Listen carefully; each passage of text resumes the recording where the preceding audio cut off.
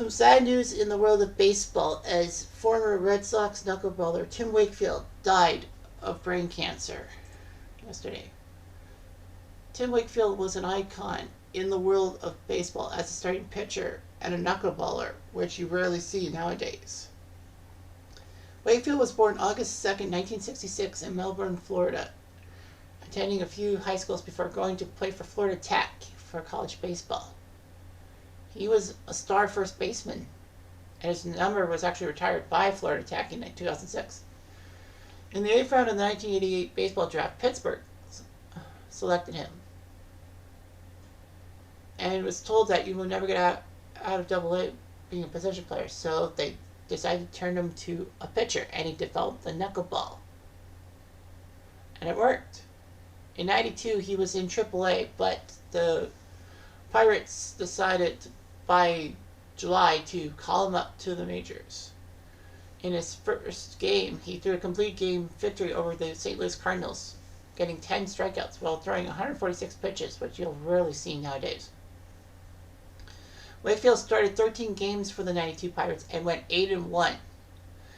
It helped the Pirates win the NL East and almost get to the World Series, missing out to the Braves in the NLCS. However, Wakefield did win both his starts against the Braves in that NLCS in games 3 and 6.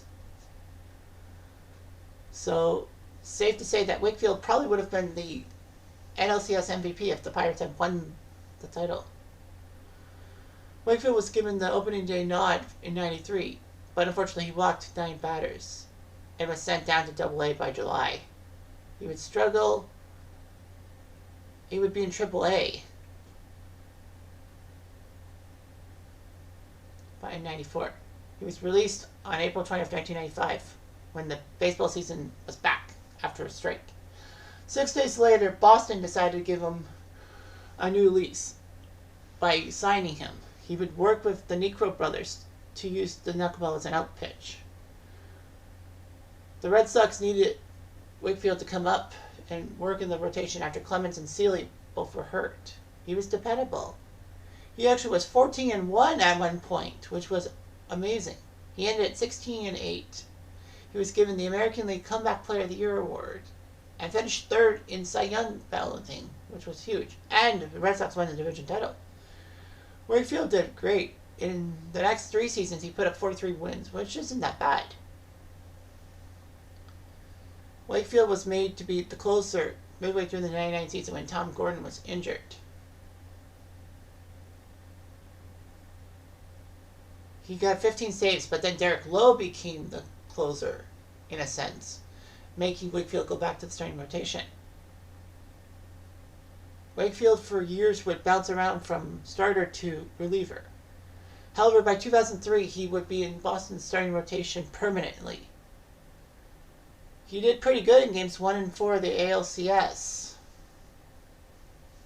going 2-0. The unfortunate part was that he gave up the winning home run to Aaron Boone in Game 7 of that LCS in the 11th inning. However, Wakefield was a key part of the Red Sox in 2004 when they went to the World Series and won it for the first time in 86 years.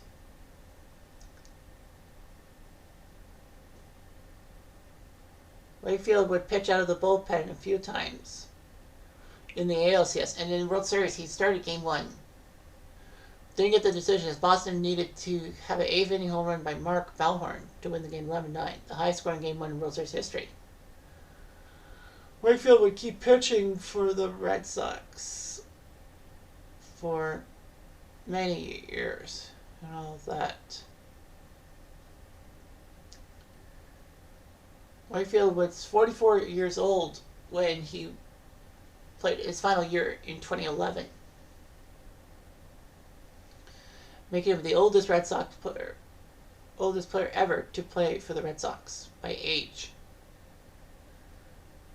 Wakefield tried his best to get to 200 wins, but finally did so late in 2011.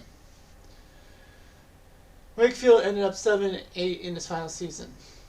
But he would finish his Red Sox career third in wins behind Clemens and Cy Young, second in strikeouts behind Clemens, and second in appearances behind Bob Stanley. So he has Red Sox top 5 marks, which was amazing. And all that. Tim Wakefield was huge. He was an evangelist Christian. He met in Massachusetts, married in 2002, had 2 children. Unfortunately, Curt Schilling made the dire news on his podcast that Wakefield had brain cancer and Wakefield's wife had pancreatic cancer. But Schilling was criticized for how he handled it and all that. Unfortunately, a few days later, Wakefield passed away.